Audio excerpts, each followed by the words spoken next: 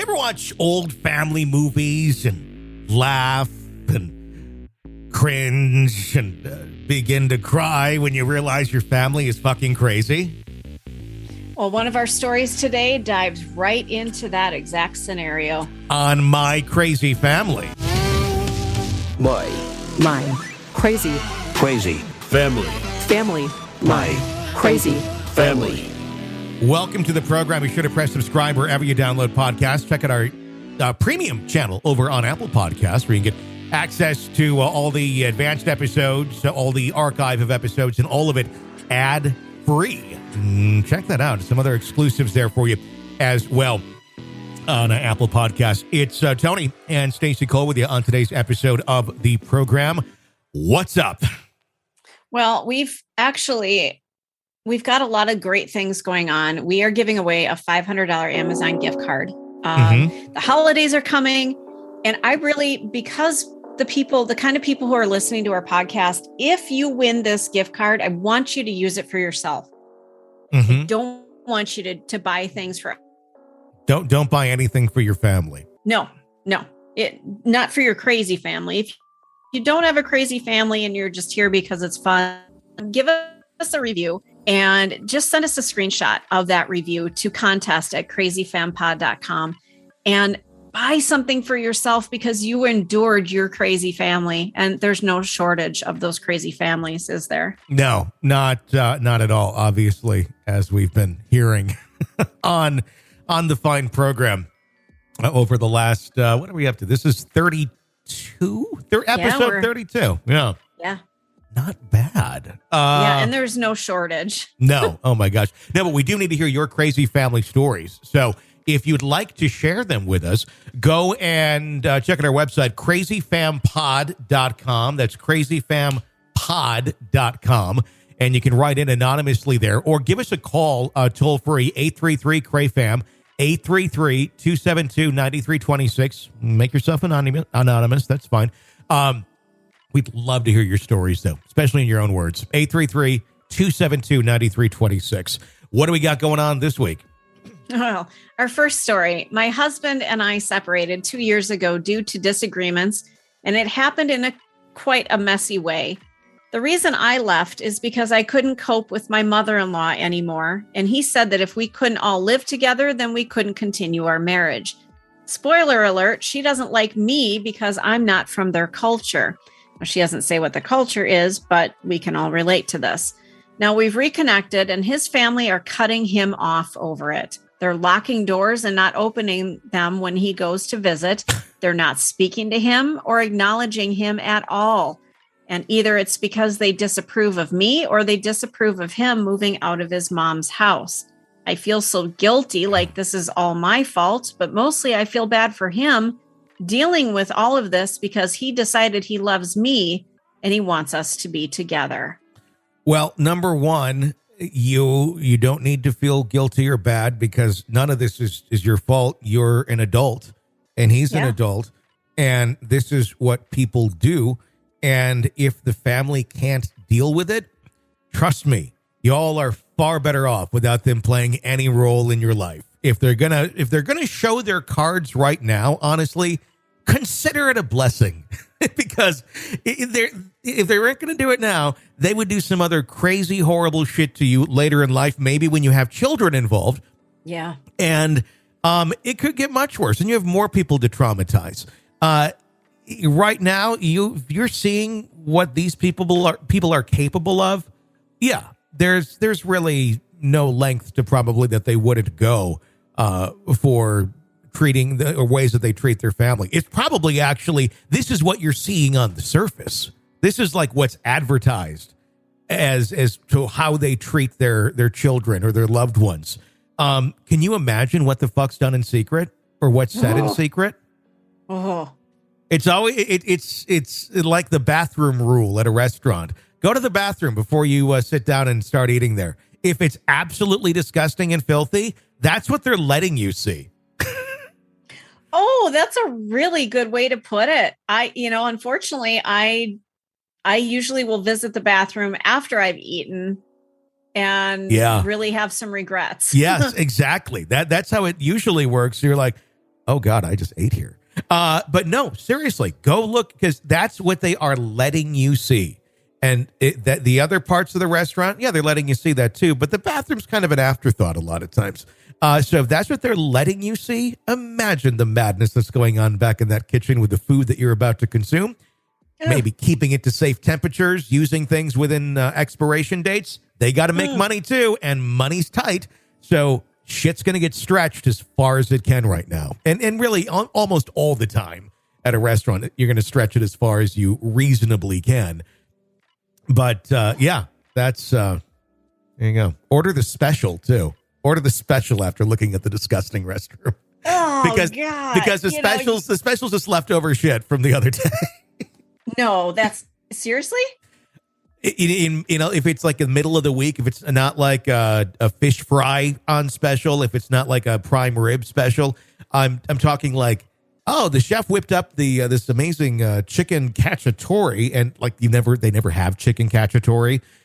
Yeah, that's just leftover stuff. Like, so they had something else on the menu, or they have a lot of chicken they need to use up really quick before it goes bad. That's how you get a special. That's how you move shit out quick that you need to move out, so you can make the most money on it before it's gone. Now, if it's a higher end restaurant, that could be argued, but a lot of higher end restaurants don't have specials. They just kind of, here's the menu, because it all looks pretty fucking amazing there. But yeah, that's a rule of thumb on how that works in the restaurant.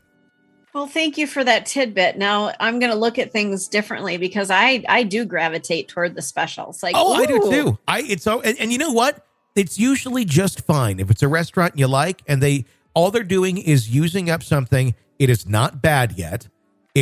Hopefully, most respectable restaurants don't want to poison people and get shut down, but some unrespectable ones will.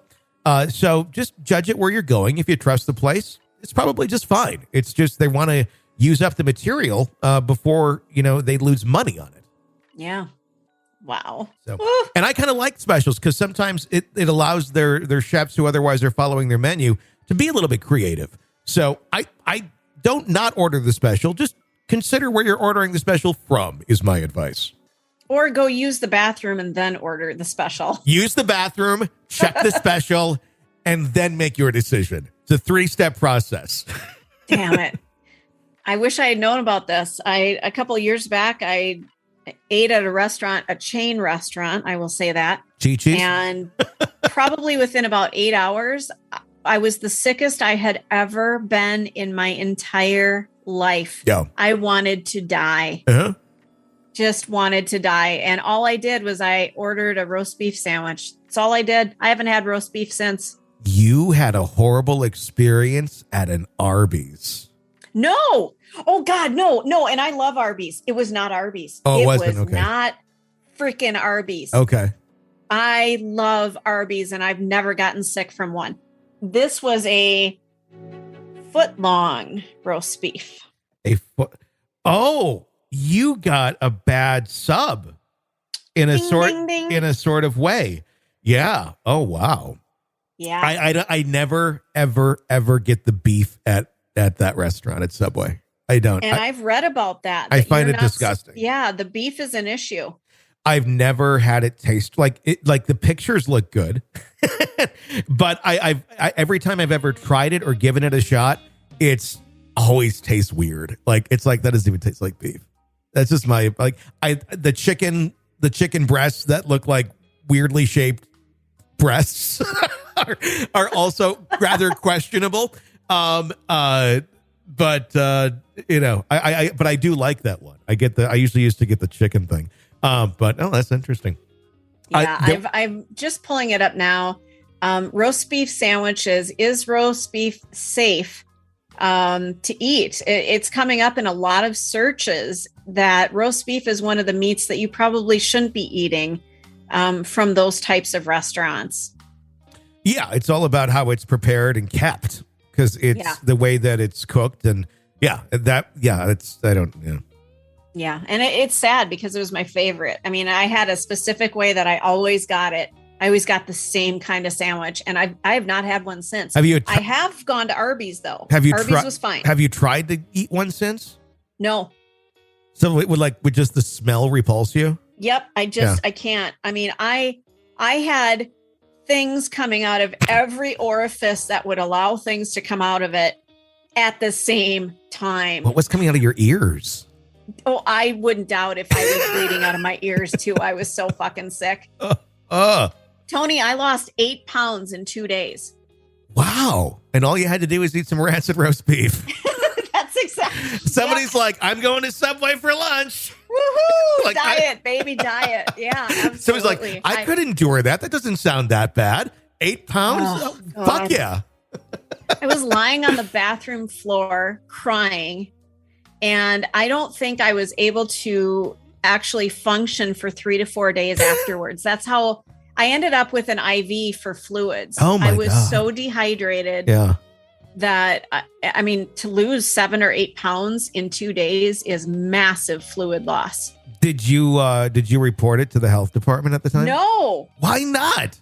Because I'm an idiot. Well, first of all, I was so sick. Yeah. That I didn't have any proof. I didn't have the receipt. You don't I need didn't it. have anything. You don't need it.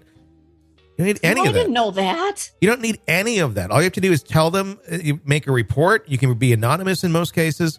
And then they're supposed to send their inspector over. Now, keep in mind, there's usually like one inspector for like 32,000 restaurants.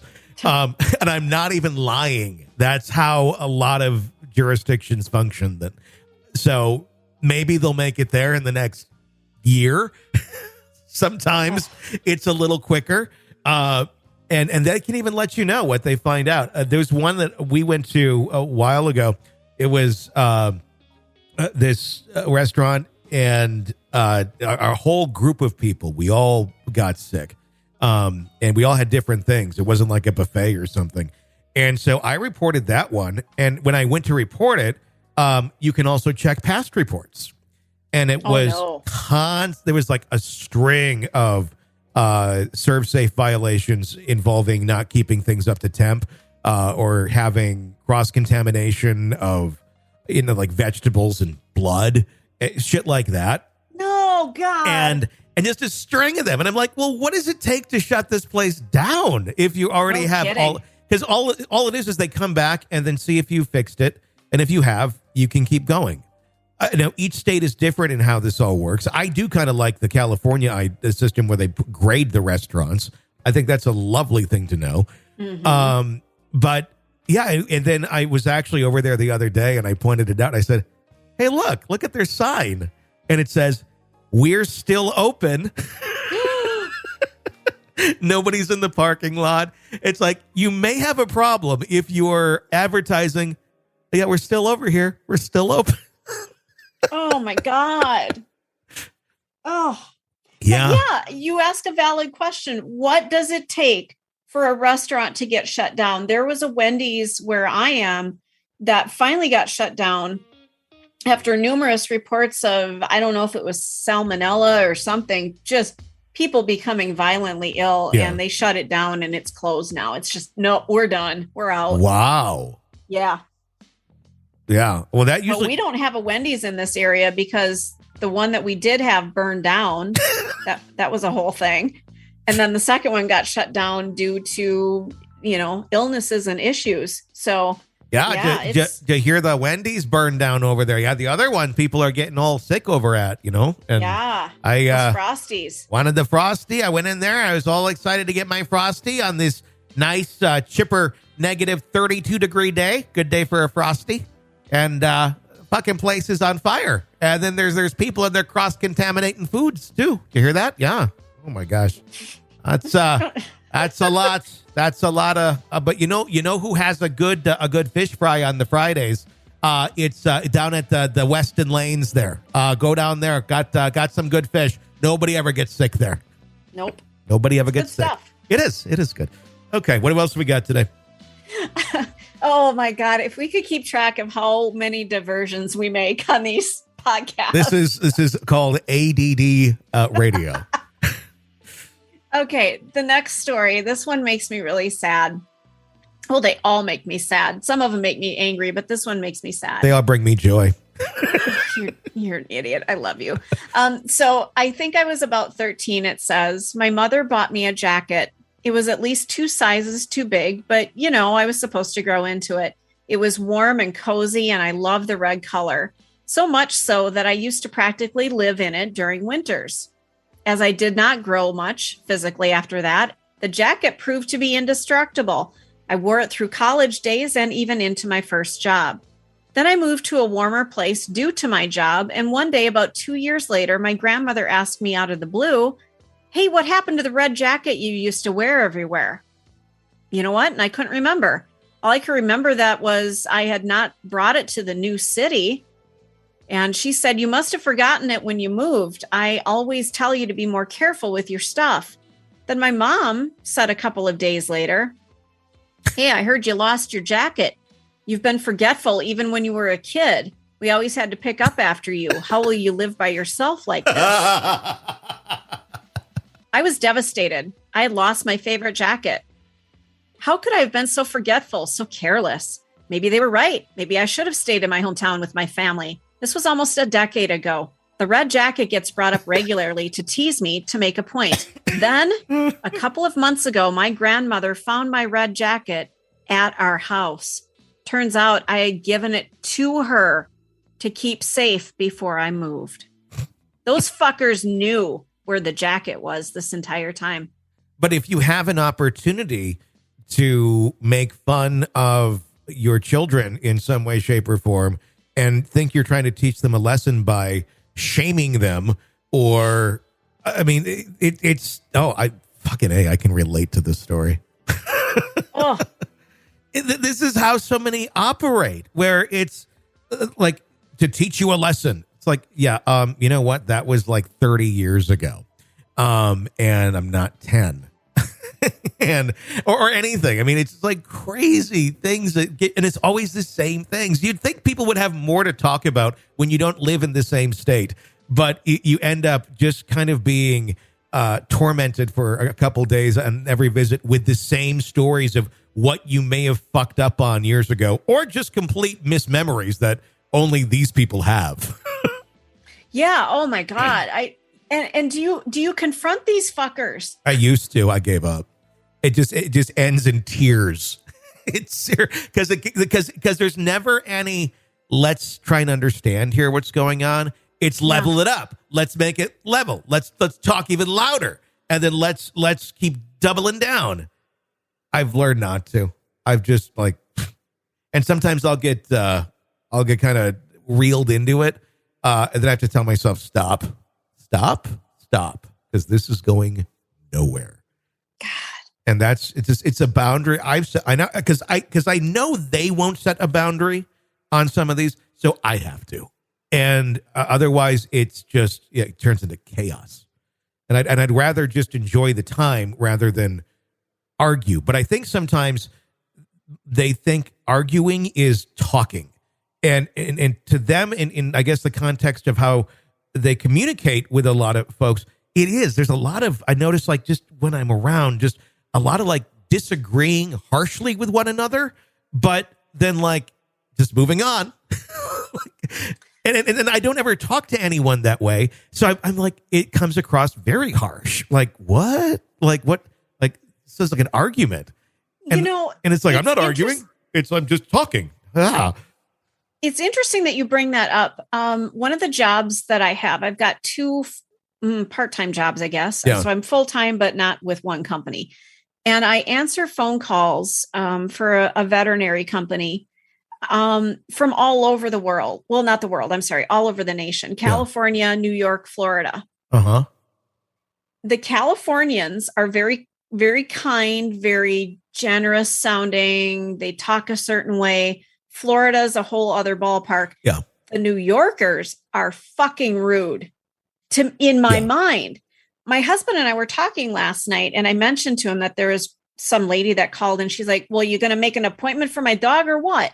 I mean, I'm like, "What the hell? I'm trying, lady." Yeah. That's just how they talk. That's how they function. She didn't mean to be that way to me. He just said, "You know what? That's just the culture. Everybody is like that." It is. She wasn't frustrated with you. Mm-hmm. She was just moving the conversation along.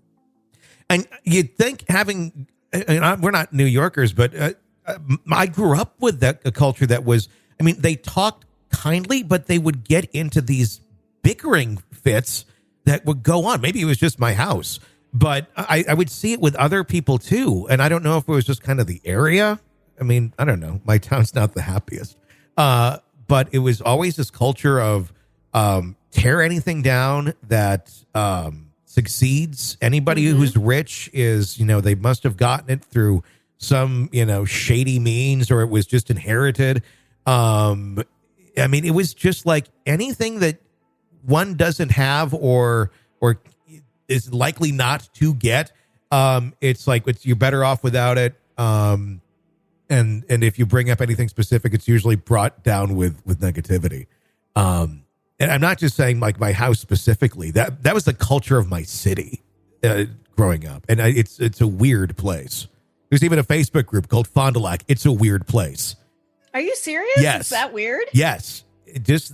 Totally. There's a weird outlook on things there that I grew up thinking was normal, and like had to kind of break it out of myself when I left, because it was like, oh, not every place is like this.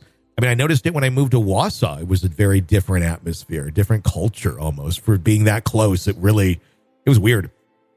I wonder what's going on in Fond du Lac. Is it, and I don't want to make this sound radiation. But what is the ethnicity? Are we talking about like very harsh German? Originally German, Norwegian were the two big ones. Now it's a lot more mixed, all these years later. But growing up, it was pretty much German, Norwegian. There was a bunch of Catholics, a bunch of Lutherans, and that was pretty much it. There really wasn't any other denomination of church. Like there might have been one or two, but you never knew what they were or heard of them. Yeah, I totally get that. Oh my gosh. Yeah, I didn't know that it was a weird place. I've been there maybe a few times. I've driven through it more than anything. Yeah, it's an odd atmosphere. It's a very, I don't know how to describe it. It's not pleasant when I go back, and years have changed it, but it's still, I don't know. It's a weird place, weird way of looking at things. What else we got today? All right. Well, for Christmas, my husband and I are converting all of his old home movies into digital files for his mother. Literally 5 shoeboxes worth of mini cassette tapes and old 8mm tapes. So while doing it on a lark, I decided to also convert the one single home movie tape that I have. It's actually likely the only one my parents ever made. I stole it from my mother when I was a teen, as we weren't allowed to look at family photos or videos without permission. Well, this was a fucking mistake. The roughly hour-long video spans about 5 years, just a few minutes recorded here and there on holidays or special occasions. The very first video is less than 5 minutes long of my older brother and sister sledding. Mom is filming, Dad is plopping the baby, who's about a year old, onto a sled, and he keeps falling off into the snow. My sister is far away from them, playing by herself. The baby, being cold and probably wet, is whining and starting to cry. Dad accuses Mom of being lazy and throws a snowball at her, not in a fun way. The baby is left for a while to cry in the snow before he's roughly hoisted onto my dad and bounced and told to be quiet, and the video cuts out. The next video, the family is in someone's basement playing pool. The baby is on the floor, not being paid attention to. My sister, 7 or 8, is being scolded by Mom for being in the way. Another adult grabs my sister's arm aggressively and whispers something to her. Her face just drops and she backs out of the frame, sadly. Another girl I don't recognize, maybe 12 or 13, is prodding roughly with a pool cue and told to move. I couldn't watch anymore. I've gone through 30 tapes from my in-laws so far. There's concerts, holidays, birthdays, religious ceremonies, school events. The worst I've seen of them were some grumpy teens who didn't want to be on camera, and the father-in-law saying, "What?" a little impatiently because he was cooking and somebody was asking him for something. I thought maybe the videos would have caught my family at their best, and it probably was our best, but even that was bubbling with anger and barely concealed violence, and my heart is so broken. Broken for the kids in the tapes that would become me and my siblings now. Broken for my mother, a victim and a perpetrator. Broken that over 5 years, my mother only took an hour of video of us. I heard a lot in her voice that reminded me of myself, things that I've worked through in therapy, the flash to anger, the begging an abusive partner to play nice for a minute, the barely contained need to control everything. And that's been rattling in my head. The thought that I could so easily slide into being just like her. It's been a tough day and I'm trying to get through it. Maybe I'll burn the tape after digitizing. It was the evidence that I didn't make up I was the evidence that I didn't make up all the bad things that maybe the burning will be cathartic. This is just a horrific story. And I started tearing up reading it because you're witnessing your own abuse. Yeah. That you at the time did not think of as being abuse. Yeah, exactly. And others at the time also would not classify it as abuse. It's only in hindsight half the time where you look at it and go, oh, I think that'd be classified as abuse today. But back then it wasn't. It was just, this is how we lived.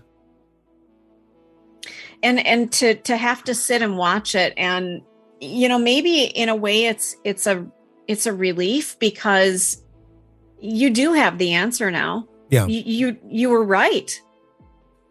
Yeah. I mean, I think it's cathartic to see that you weren't crazy, that it kind of sometimes puts some pieces together as well. Like, oh, that's why I have this reaction to things of this nature. And sometimes you don't know, and you don't realize just how foreign some ways of talking are. Like I was just talking about before, where, the bickering and that sort of stuff that goes on, that I look at as like, that's not how I talk to other people. And it's not enjoyable in any way, shape, or form. I don't like, having conversations with family members where I feel like it's fucking, an MSNBC going back and forth with a pundit. That's because that's what it kind of feels like. But some people, that's just the norm. That's how they operate. So they've always, so they don't even know. Because I get looked at like I'm crazy when I point that stuff out. It's like, well, we're just talking. Like, no, we're not. No. Like this is, yeah. And it's one of those things where, it's on tape to look back on. Some people are just still exactly like they were. and you see it and then you realize, oh, they're not any different. They're not mean or anything more than they ever were.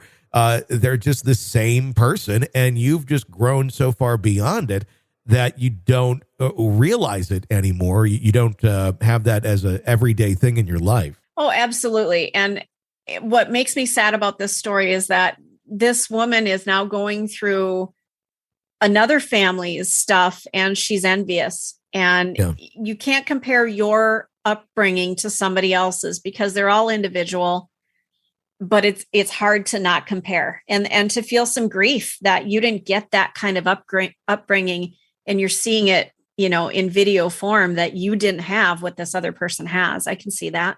Part of the healing with things like that is it's grieving. It's grieving for the loss of the little child in that video that was you, and working through those things, because some of that is pent up and it's what's causing a behavior this way or that way that you don't like so much, because you've never been able to like really grieve about what was incorrect about your childhood, what should have been so much better and such an easier way that it should have been better, and the trauma. You got to heal from that, and that's kind of the start to a lot of things. I will say this. I didn't know where it was going at first when they had the VHS and they were going through it. I was kind of afraid that they were going to discover that mom and dad were using the camcorder for like porn. Oh God. Oh, that's probably in one of our future podcasts. Absolutely. Then, all of a sudden you're just like, oh, what's going on here? There's mom, there's dad, and everything looks okay. Ow, ow. Like, oh my God. Oh my God. Wait a minute. What is he doing? Oh, yeah. No.